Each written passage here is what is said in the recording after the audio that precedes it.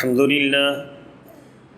لله نحمده ونستعينه ونستغفره ونؤمن به ونتوكل عليه ونعوذ بالله من شرور أنفسنا ومن سيئات أعمالنا من يهده الله فلا مضل له ومن يضلل فلا هادي له واشهد ان لا اله الا الله وحده لا شريك له واشهد ان محمدا عبده ورسوله اما بعد فان احسن الكلام كلام الله واحسن الهدي هدي محمد صلى الله عليه وسلم وشر الامور محدثاتها وكل محدثة بدعة وكل بدعة ضلالة وكل ضلالة في النار. قال الله تبارك وتعالى في القرآن المجيد: أعوذ بالله السميع العليم من الشيطان الرجيم. بسم الله الرحمن الرحيم.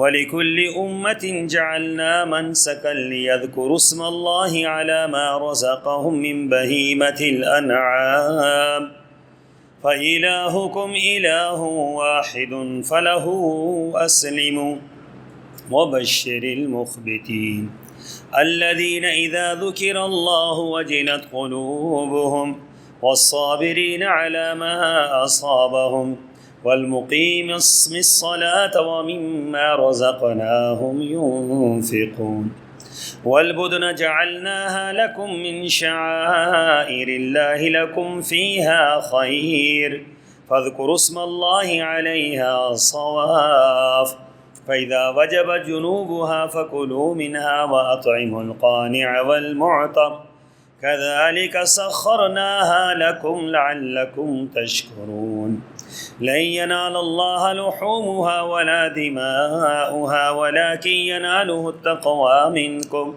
كذلك سخرها لكم لتكبروا الله على ما هداكم وبشر المحسنين. اللهم صل على محمد وعلى آل محمد كما صليت على إبراهيم وعلى آل إبراهيم إنك حميد مجيد. اللهم بارك على محمد وعلى آل محمد كما باركت على إبراهيم وعلى آل إبراهيم إنك حميد مجيد. سبحانك لا علم لنا إلا ما علمتنا إنك أنت العليم الحكيم. ہم نے ہر امت کے لیے قربانی کا ایک طریقہ مقرر کر دیا ہے تاکہ جو جانور ہم نے انہیں عطا کیے ان پر وہ اللہ کا نام لیا کریں. ان مختلف طریقوں کے باوجود تم سب کا دین ایک ہی ہے. تمہارا الہ صرف ایک ہی الہ ہے، لہذا اسی کے فرمانبردار بن جاؤ. اے نبی صلی اللہ علیہ وسلم، آپ اللہ کے حضور حاضری دینے والوں کو بشارت دے دیں. اور یہ وہ لوگ ہیں جب اللہ کا ذکر کیا جائے تو ان کے دل دہل جاتے ہیں، اور انہیں کوئی مصیبت پہنچے تو اس پر صبر کرتے ہیں اور نماز قائم کرتے ہیں، اور جو کچھ ہم نے انہیں دے رکھا ہے اس میں سے وہ ہماری ہی راہ میں خرچ کرتے ہیں. اور قربانی کے اونٹوں کو ہم نے تمہارے لیے اللہ کے شاعر بنا دیا ہے جن میں تمہارے لیے بہتری ہے، لہٰذا ذبح کرتے وقت انہیں صف بستہ کھڑا کر کے ان پر اللہ کا نام لو. پھر جب ان کے پہلو زمین پر ٹک جائیں تو انہیں خود بھی کھاؤ اور قناعت کرنے والے کو بھی اور مانگنے والوں کو بھی کھلاؤ. ہم نے ان جانوروں کو ایسے ہی تمہارے تابع بنا دیا ہے تاکہ تم اللہ کے شکر گزار بندے بن جاؤ. اللہ کو قربانی کے جانوروں کا نہ تو گوشت پہنچتا ہے اور نہ ہی اللہ کو خون پہنچتا ہے. اللہ کو تو تمہارا تقوی پہنچتا ہے. اسی طرح ہم نے انہیں تمہارے تابع کر دیا ہے تاکہ اللہ نے جو تمہیں راہ دکھلائی ہے اس پر شکر کے طور پر اس کی بڑائی بیان کرو۔ اور اے نبی صلی اللہ علیہ وسلم، آپ نیکوکار لوگوں کو جنت کی بشارت دے دیجیے۔ آیت نمبر 33 تا 36 سورہ الحج۔ سامعین محترم، رسول اللہ صلی اللہ علیہ وسلم کی مبارک ہدایت کے مطابق آنے والے ایام سب سے عظیم ایام ہیں۔ رسول اللہ صلی اللہ علیہ وسلم نے فرمایا کہ اللہ تعالیٰ ان 10 دنوں کی عبادت پورے سال میں کیے ہوئے 10 دنوں کی عبادت میں سب سے زیادہ محبوب ہے۔ یہاں تک کہ صحابہ کرام نے پوچھا ہے اللہ کے رسول صلی اللہ علیہ وسلم، کیا جہاد فی سبیل اللہ سے بھی زیادہ؟ فرمایا ہاں، جہاد فی سبیل اللہ سے بھی زیادہ۔ ان ایام کی عبادت اللہ تعالیٰ کو سب سے زیادہ محبوب ہے۔ یہ جو 10 ایام یکم ذی الحجہ سے شروع ہوں گے اور یوم النحر پر، قربانی کے دن پر جا کر یہ ختم ہوں گے۔ ان ایام کے اندر ابن تیمیہ رحمہ اللہ لکھتے ہیں کہ راتیں رمضان المبارک کے آخری عشرے کی سب سے زیادہ فضیلت والی ہیں، جن کے اندر اللہ تعالیٰ نے لیلۃ القدر اتاری، قرآن پاک اتارا، انا انزلناہ فی لیلۃ القدر۔ راتیں پورے سال کی راتوں میں جو 10 راتیں فضیلت والی راتیں ہیں وہ رمضان المبارک کی آخری عشرے کی راتیں ہیں، اور دن جو فضیلت والے ہیں پورے سال کے اندر 10 دن جو فضیلت والے ہیں، جن دنوں کے اندر عبادت جو ہے وہ اللہ تعالیٰ کو سب سے زیادہ محبوب ہے، اس سے مراد ہے یہ 10 دن ہیں۔ اور اس کے بارے میں ابن جوزی رحمہ اللہ نے لکھا، امام ابن جوزی نے فرماتے ہیں کہ ان دنوں کے اندر اللہ تعالیٰ نے تمام عبادات کو جمع کر دیا ہے۔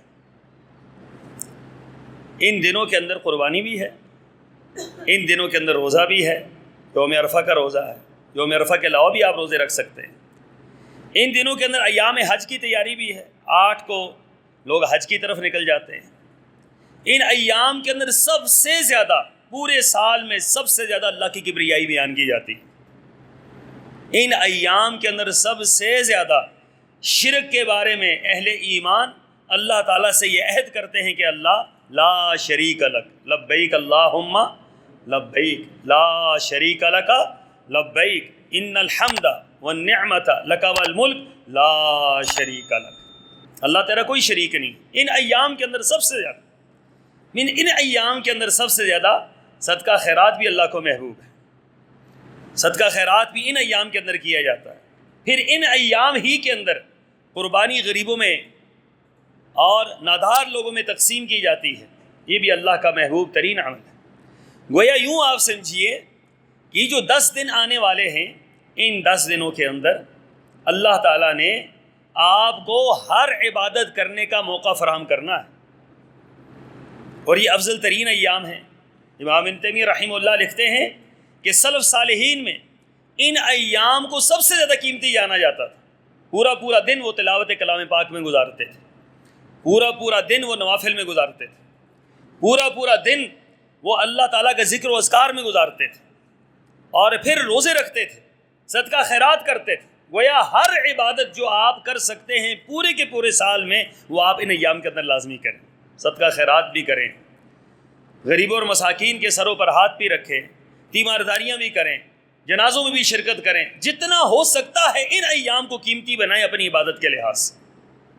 اور پھر رسول اللہ صلی اللہ علیہ وسلم نے یہ بھی فرمایا کہ جو شخص قربانی کا ارادہ رکھتا ہے اسے چاہیے کہ ذی الحجہ کا چاند نظر آنے سے پہلے اپنے ناخن، اپنے ضروری بال وہ کٹوا دیں۔ جب ذی الحجہ کا چاند نظر آ جائے گا تو اس کے بعد آپ نے کسی قسم کے بال اور ناخن آپ نے نہیں کاٹنے۔ اللہ کے رسول صلی اللہ علیہ وسلم کی اس بات پر صحابہ کیسے عمل کرتے تھے؟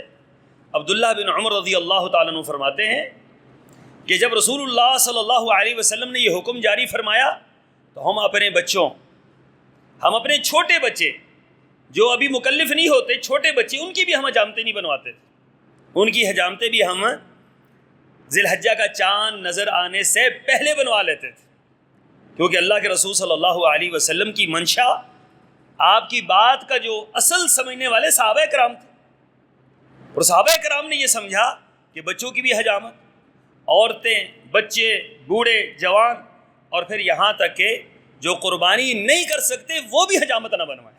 رسول اللہ صلی اللہ علیہ وسلم سے پوچھا گیا کہ اللہ کے رسول صلی اللہ علیہ وسلم، بعض لوگ ایسے ہیں جو قربانی نہیں کر سکتے، آپ نے فرمایا وہ بھی حجامت نہ بنوائیں، وہ بھی رک جائیں، ناخن اور بال نہ کاٹیں۔ فرمایا کہ 10 ذی الحجہ کے دن جب لوگ قربانی کر رہے ہوں گے اس وقت یہ اپنے ناخن اور بال کاٹ دیں، اللہ تعالیٰ جتنا اجر ان کو عطا فرمائے گا اتنا اجر اللہ ان کو عطا فرمائے گا۔ اللہ نے ہر عمل کا ایک بدلہ رکھا ہے، کسی کو اللہ کے اجر سے محروم نہیں کرتا۔ اللہ تعالیٰ کو معلوم ہے کہ یہ قربانی کر سکتا ہے، اس کو قربانی کرنے کا اجر ملے، اور اللہ کو معلوم ہے کہ یہ قربانی نہیں کر سکتا، اس نے جذبے میں آ کر، اس میں اتباع رسول میں آ کر صلی اللہ علیہ وسلم اپنے ناخن اور بال نہیں کاٹے، تو لہٰذا آج کے دن یہ کاٹ رہا ہے، اس کو قربانی ہی کا اجر عطا کیا جائے۔ تو وہ یوں سمجھیے کہ یہ ایام ہر لحاظ سے اہم ترین ایام ہیں، اور پھر یہ قرآن پاک میں اللہ تعالیٰ نے ان آیات مبارکہ کے اندر جو ابتدا فرمائی وَلِكُلِّ أُمَّةٍ جَعَلْنَا مَنْسَكًا لِيُذْكَرُ اسْمَ اللَّهِ عَلَىٰ مَا رَزَقَهُم مِّن بَهِيمَةِ الْأَنْعَامِ، فرمایا ہر امت کے لیے اللہ نے قربانی کا ایک دن مقرر کیا ہے۔ امت سے مراد ہر وہ گروہ ہوتا ہے، ہر وہ طبقہ ہوتا ہے جس کی ایک بنیاد ہوتی ہے، جس کی بیس پر وہ کھڑے ہوتے ہیں، اور ایک ان کی انتہا ہوتی ہے، اس کو امت کہا جاتا ہے۔ کسی نہ کسی کے پیروکار ہوتے ہیں، اس کو امت کہا جاتا ہے۔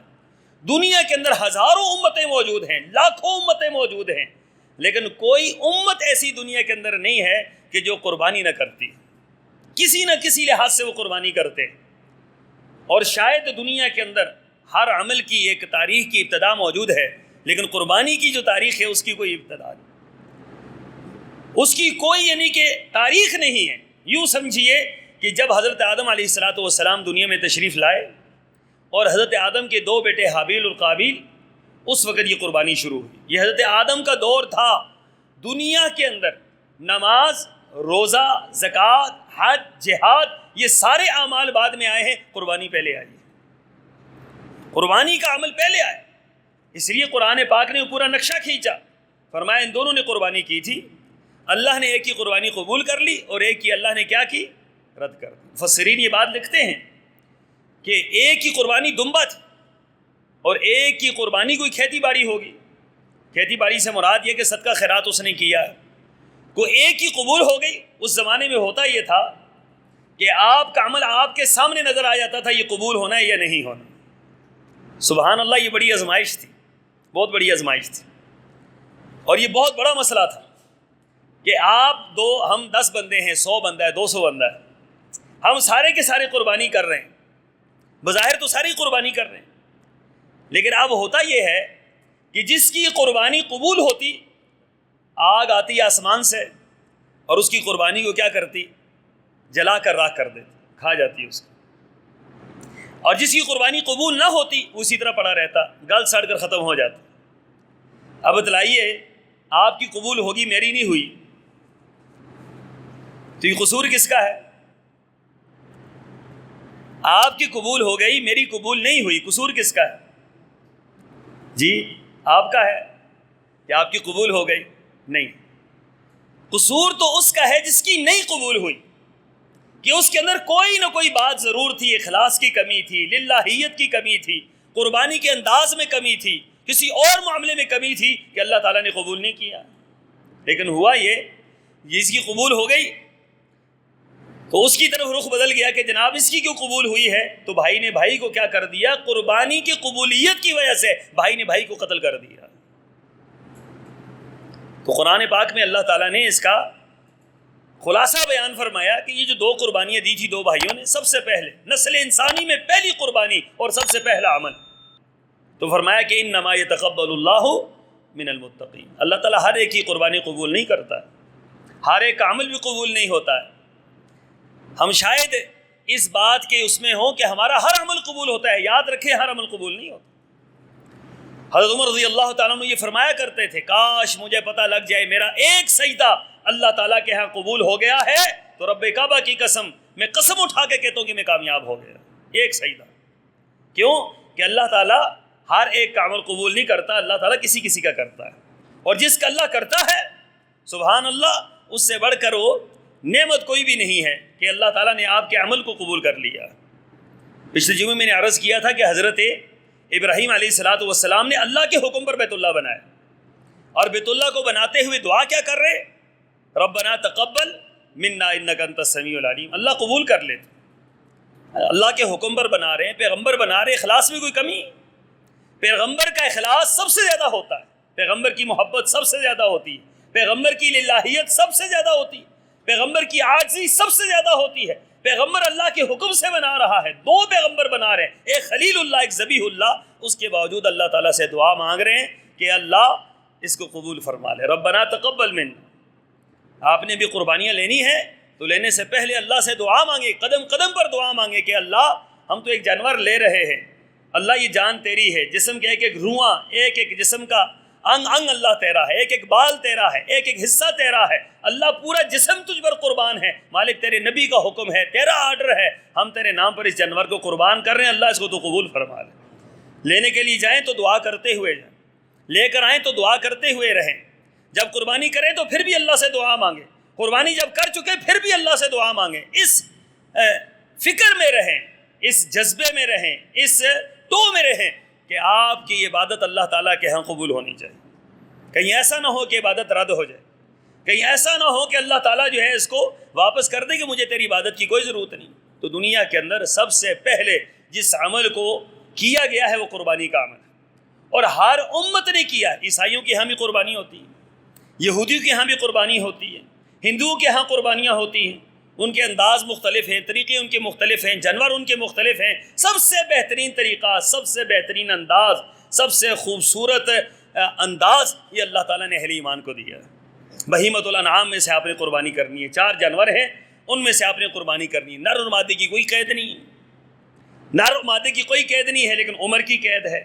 کچھ شرائط اللہ تعالیٰ نے اس پر لاگو کر دی ہے کہ یہ شرائط ہونی چاہیے، ان شرائط کے تحت آپ نے قربانی کرنی۔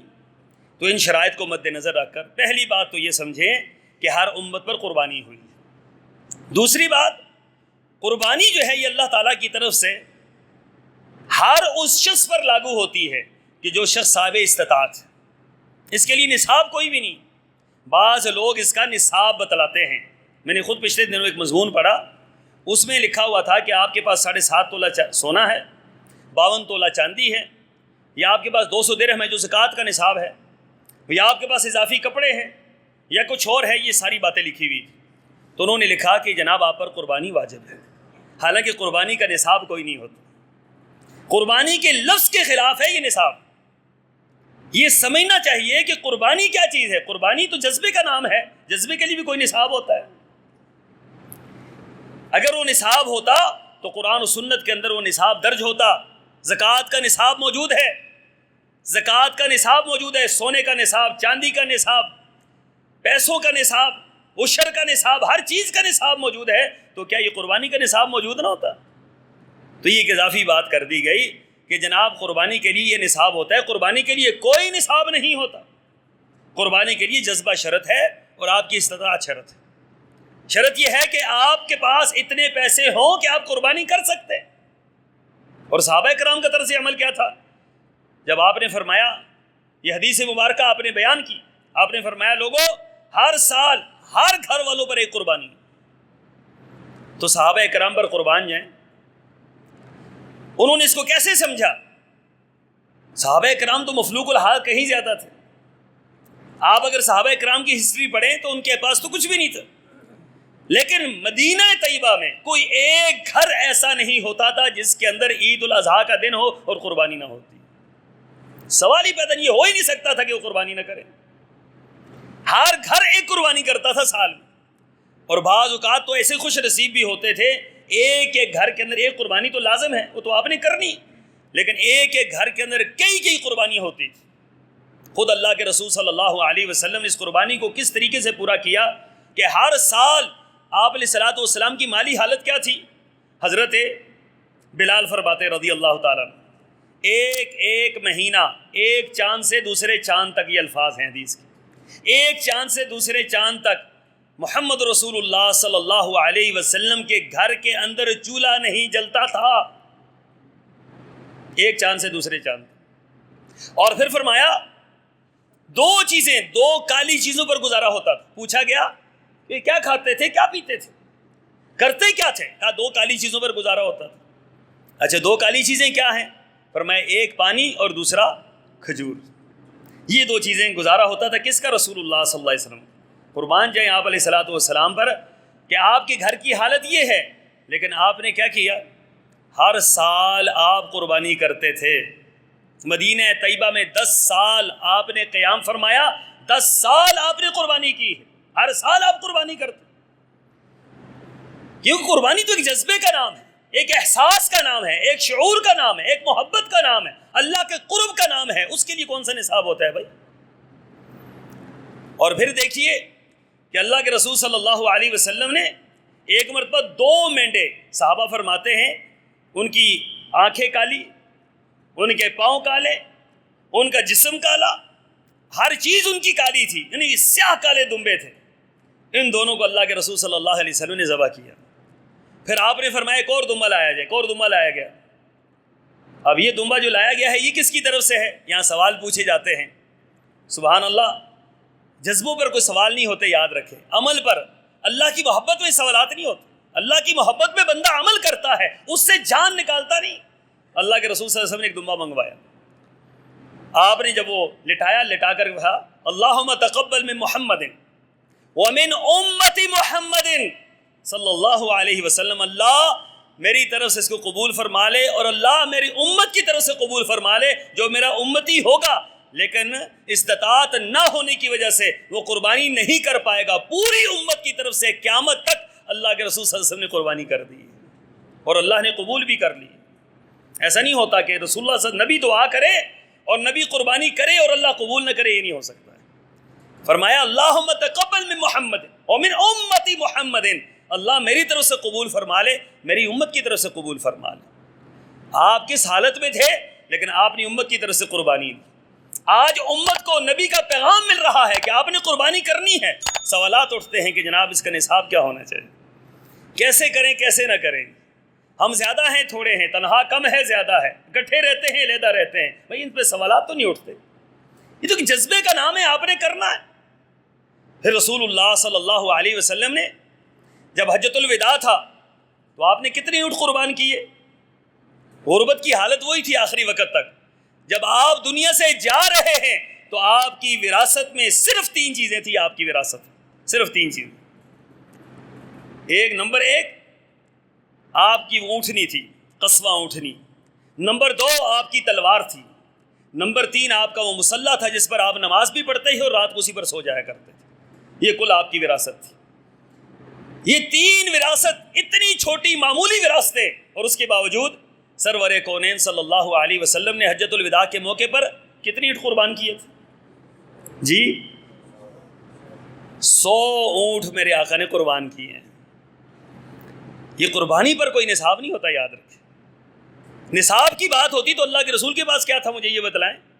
آپ کے پاس سونا تھا 7.5 تولہ سونا تھا، 52 تولہ چاندی تھا، 200 درہم تھے. اللہ اکبر. اور معاملہ کیا ہے؟ امت کے لیے رہنمائی کی جا رہی ہے. 100 اونٹ قربان کیے، 63 اونٹ اپنے ہاتھ سے قربان کیے. 63 اونٹ. اور مفسرین یہ بات لکھتے ہیں 63 کیوں قربان کیے؟ اللہ کے رسول صلی اللہ علیہ وسلم کی جو پیچھے زندگی گزری تھی نا 63 سال، ہر سال کے عوض میں میرے پیغمبر نے اپنی طرف سے 1 اونٹ قربان کیا، ہر سال کے عوض میں. حالانکہ قربانی تو آپ نے مدینہ طیبہ کے اندر کر لی تھی، لیکن پھر بھی آپ نے 63 اونٹ اپنے دستے مبارک سے قربان کیے. اور اس کے بعد جو باقی بچ گئے وہ کس نے قربانی کی؟ حضرت علی رضی اللہ تعالیٰ عنہ کی ڈیوٹی لگی، علی اب آپ نے قربانی کرنی. تو حضرت علی رضی اللہ تعالیٰ عنہ نے 100 اونٹ قربان کیے. تو یہ 100 اونٹ جو ہیں رسول اللہ صلی اللہ علیہ وسلم نے حجۃ الوداع کے موقع پر قربان کی۔ آج ہمارے جدید جو اسکالر ہیں وہ یہ سوالات اٹھاتے ہیں کہ دیکھیں جی قربانی کرنا یہ تو جانوروں کا ضیاع ہے نا، اللہ کے نام پر چیز ضائع ہوتی ہے، کیا خیال ہے آپ؟ جو چیز اللہ کے نام پر جائے ضائع ہو، ویسے مر جائیں بے شک، ویسے مر ہی جاتا ہے، جانور نے کتنا عرصہ زندہ رہنا ہوتا، لیکن اللہ کے نام پر کہتے ہیں یہ ضائع ہو رہی جی۔ یہ اتنی عجیب بات ہے جی، قربانی کرنے کے بجائے آپ غریبوں کو دیں، غریبوں کو آپ ویسے دیں، آپ کو کون روکتا ہے؟ آپ یہ گوشت غریبوں میں تقسیم کر دیں، سارے کا سارا غریبوں میں دے دیں، لیکن قربانی کی جو روح ہے اس کو سمجھنا چاہیے کہ اللہ کا حکم ہے، پیغمبر کا طریقہ ہے، صحابہ کرام کا طرز عمل ہے، اور اللہ تعالیٰ کی طرف سے سال میں 1 مرتبہ آرڈر ہے بندوں کو کہ میرے نام پر قربانی کرو۔ حضرت ابراہیم علیہ السلام نے جملہ ارشاد فرمایا، وہ کیا تھا؟ قل ان صلاتی ونسکی ومحیای ومماتی للہ رب العالمین۔ اللہ کے رسول صلی اللہ علیہ وسلم کو اللہ تعالیٰ نے کیا فرمایا؟ انا اعطیناک الکوثر، اے محمد صلی اللہ علیہ وسلم ہم نے آپ کو کوثر عطا کی، فصلی لربک وانحر، قربانی کیجئے اور نماز پڑھیے، نماز پڑھیے اور قربانی کیجئے، نحر کیجئے، فصلی لربک وانحر، قربانی کیجئے۔ پیغمبر کو جو مقام عطا کیا گیا، اس مقام کا حفظانہ 2 چیزوں کے بدلے میں تھا، 2 چیزیں تھیں، ایک چیز کیا؟ نماز، اور دوسرا قربانی۔ اور حضرت ابراہیم علیہ السلام کیا فرما رہے ہیں؟ ان صلاتی و نسکی، نماز کے ساتھ کیا ہے؟ قربانی۔ نماز اور قربانی کا گہرا تعلق ہے آپس میں۔ نماز یہ بدنی عبادتوں میں سب سے بہترین عبادت، اللہ کی سب سے پسندیدہ عبادت، اور مالی عبادتوں میں سب سے بہترین عبادت، اللہ کی پسندیدہ عبادت کیا ہے؟ قربانی۔ تو اس لیے قربانی کے حوالے سے اللہ کے رسول صلی اللہ علیہ وسلم نے جو ارشاد فرمایا کہ من کان لہ سعۃ، جس کی استطاعت ہے، اب اسی استطاعت کیا ہے یہ ہر بندہ خود فیصلہ کرے گا، میری استطاعت ہے یا نہیں ہے یہ فیصلہ میں نے کرنا ہے۔ شریعت نے آپ پر چھوڑا ہے اس مسئلے کو، اس کی ترغیب دے دی، اس کے بارے میں اجر بتلا دیا، اس کا اجر کتنا ہے، اس کی فضیلت بتا دی، اس عمل کی خوبصورتی بتلا دی، اس کا تسلسل بتلا دیا، اس کے بعد آپ پر چھوڑا ہے، فرمایا من کان لہ سعۃ، جس کی استطاعت ہے۔ آپ کی استطاعت گائے کی ہے گائے کر لیں، بکری کی ہے بکری کر لیں، دمبے کی ہے دمبا کر لیں، اونٹ کی ہے اونٹ کر لیں، حصہ کی ہے حصہ ڈال لیں۔ صحابہ کرام کو جب رسول اللہ صلی اللہ علیہ وسلم نے یہ بات فرمائی تو صحابہ کرام نے پوچھا ہے اللہ کے رسول صلی اللہ علیہ وسلم، صحابہ بھی تو غریب ہی تھے نا، تو صحابہ کرام نے پوچھا اللہ کے رسول یہ بتلائیے کہ ہم میں سے اگر کوئی قرض لے کر قربانی کرے تو کیا خیال ہے اس کی قربانی ہو جائے گی؟ سبحان اللہ۔ میرے نبی نے کیا فرمایا؟ میرے نبی نے فرمایا اے میرے صحابہ، اگر اپنی ضرورتوں کے لیے قرض لیتے ہو تو اللہ تعالیٰ اگر اس کو پورا کر دیتا ہے، اللہ کے نام پر قرض لوگے اللہ تعالیٰ ضرور اس کی ادائیگی کی صورت پیدا کر دے گا۔ اللہ کے نام پر اگر بندے نے سال میں 1 مرتبہ قرض ہی لے لیا تو پھر کیا ہے؟ لیکن قربانی کو چھوڑنا نہیں۔ من کان لہ سعۃ، فرمایا جس کی استطاعت ہے قربانی کرنے کی، ولم یضحی، فرمایا وہ قربانی نہیں کرتا، اس سے دور ہوتا ہے، جان چھڑاتا ہے، اس کے بارے میں مختلف فلسفے گھڑتا ہے، قربانی نہیں کرتا، فلا یقربن مصلانا، فرمایا اسے کوئی ضرورت نہیں ہے ہماری عیدگاہ کے قریب نہ آئے، ہماری عیدگاہ کے قریب نہ آئے۔ اسے کیا ضرورت پڑ گئی نماز پڑھنے کی، عید کی نماز؟ مسلمانوں کی دعا میں شریک نہ ہو، مسلمانوں کی مجالس میں شریک نہ ہو، ہماری عیدگاہ میں نہ آئے، اسے کوئی ضرورت نہیں ہے ہمارے پاس آنے۔ تو سبحان اللہ، اس حدیث مبارکہ سے تو کئی باتیں پتہ چلتی ہیں۔ پہلی بات تو یہ پتہ چلی کہ استطاعت کا حساب آپ نے خود لگانا ہے۔ دوسری بات، آپ نے قربانی لازماً کرنی ہے، آپ کی استطاعت ہے تو آپ نے لازماً کرنی۔ تیسری بات، اگر آپ نے نہ کی تو آپ کی عید قابل قبول، آپ کی عید ضائع ہوگی ساری کی ساری عید آپ کی، کیونکہ عید ہے ہی نام قربانی کا ہے، یہ یوم النحر ہے، یوم النحر، یہ قربانی کا دن ہے۔ اللہ کے رسول صلی اللہ علیہ وسلم نے فرمایا جو قربانی کا دن ہے اس دن کے اندر قربانی سے بڑھ کر اللہ کو کوئی عمل محبوب نہیں۔ ایک بندہ اس دن لاکھوں نہیں کروڑوں اربوں روپے خرچ کرتا ہے، غریبوں کو کھانا کھلاتا ہے، مساکین کو کھانا کھلاتا ہے، بیواؤں کو کھانا کھلاتا ہے، لوگوں کو ساری سہولتیں دیتا ہے، اربوں خربوں روپے اس نے خرچ کر دیا۔ ایک بندہ صرف ایک بکرا اللہ کے نام پر ذبح کرتا ہے، یہ جو بکرا ذبح کرنے والا ہے یہ اس سے اجر میں بڑھ جائے گا۔ کیونکہ اس دن یہی عمل افضل ہے. جس دن جو عمل افضل ہو اس عمل کو کرنا چاہیے, اپنی مرضی نہیں کرنی چاہیے. اور پھر یہ حکم کس کا ہے؟ لن ینال اللہ لحومها ولا دماؤها. بھئی یہ جو گوشت ہے کون کھاتا ہے؟ یہ گوشت کون کھاتا ہے؟ کھال کدھر جاتی ہے؟ سری پائے کدھر جاتے ہیں؟ باقی چیزیں کدھر جاتی ہیں؟ خون اس کا زمین چوس لیتی ہے. گوشت ہم کھا لیتے ہیں یا غریب کھا لیتے ہیں, اللہ کو کیا جاتا ہے؟ وَلَٰكِن يَنَالُهُ التَّقْوَىٰ مِنكُمْ. یہ جو تمہارے دلوں کا تقویٰ ہے نا, اللہ کی محبت, کہ اللہ کی محبت میں آپ نے یہ عمل کیا ہے, اللہ کو یہ پہنچتا ہے. یہی اللہ کو محبوب ہے. یہی اللہ تعالیٰ چاہتے ہیں کہ میرا بندہ میرے نام پر, میرے حکم پر اپنے مال کی قربانی اس جذبے کے ساتھ دے, اللہ مال تیرا ہے, تیرے نام پر قربان. اس لیے فرمایا کہ بہتر سے بہتر لے کر کرو, یہ ادھر ادھر کا نہ کرو کہ جو بھی مل گیا جیسا بھی مل گیا. نہیں, فرمایا لن تنالوا البر حتى تنفقوا مما تحبون. فرمایا تم اس وقت تک نیکی کو حاصل نہیں کر سکتے جب تک تم سب سے بہترین اپنا مال اللہ کی راہ میں خرچ نہ کرو. اسی لیے صحابہ اکرام قربانیاں ڈھونڈتے ہوئے خوبصورت جانور ڈھونڈتے. خوبصورتی کی قیمتیں تو اب ہمارے بر صغیر میں لگنا شروع ہوگی, خوبصورتی کی قیمت نہیں ہوتی, لیکن یہ ہے کہ اب خوبصورتی کی قیمت بھی لوگ لگاتے ہیں.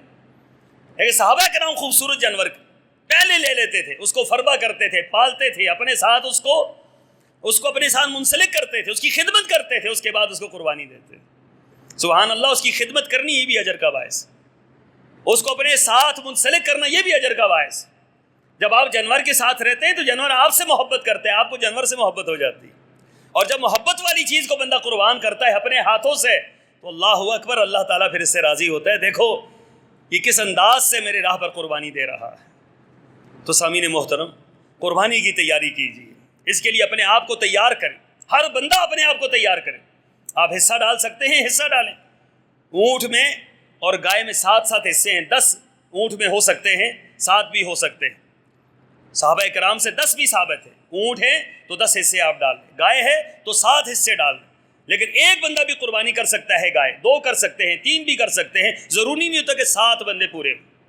پھر جب آپ حصے ڈالتے ہیں تو اس بات کا اطمینان کر لیں, اچھے طریقے سے اطمینان کر لیں کہ آپ جب حصے ڈال رہے ہیں تو آپ کے ساتھ وہ لوگ ہونے چاہیے جو صحیح العقیدہ لوگ, جن کا عقیدہ صحیح ہو. یاد رکھیں قربانی جو ہے یہ صحیح العقیدہ کی قبول ہوتی ہے, بدعقیدہ کی قبول نہیں ہوتی, بدعتی کی قبول نہیں ہوتی, مشرک کی قبول نہیں ہوتی.